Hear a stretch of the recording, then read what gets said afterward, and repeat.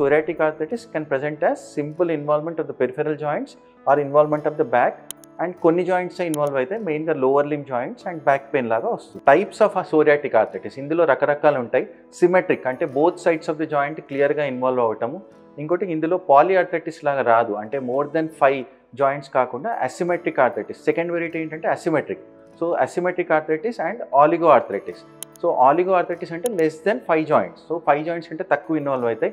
రుమటాయిడ్లో అయితే multiple joints involve అవుతాయి. ఇందులో సోరియాటిక్లో అసిమెట్రిక్ ఆర్థరైటిస్లో స్పెసిఫికలీ 5 జాయింట్స్ కంటే తక్కువ ఇన్వాల్వ్ అవుతాయి. ఇంకోటి డిఐపి జాయింట్స్. డిఐపి జాయింట్స్ అంటే ఇది టర్మినల్ జాయింట్స్ అనమాట. ఇందులో ఈ జాయింట్ ఇన్వాల్వ్ అవుతుంది. ఇది ఒక వెరైటీ ఆఫ్ ఆర్థరైటిస్. ఇంకోటి స్పాండిలైటిస్ అంటే ఇన్ఫ్లమేషన్ ఆఫ్ ది స్పైన్. ఇప్పుడు ఇందాక అనుకున్నా కదా బ్యాక్ పెయిన్ వస్తుంది అని. సో ఆ బ్యాక్ పెయిన్ కూడా ఇందులో ఇన్వాల్వ్ అవుతుంది. సో దాన్ని స్పాండిలైటిస్ అంటారు. సాక్రోయిలైటిస్ అనేది వస్తుంది. సాక్రోయిలైటిస్ వల్ల స్పాండిలైటిస్ అంటే మొత్తం inflammation of the spine. And arthritis mutilans అనేది చాలా severe and destructive form of arthritis.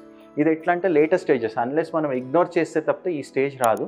So whatever it is, ఇట్లాంటి ఆర్థరైటిస్లన్నీ మనం గుర్తుపట్టుకోవాలి.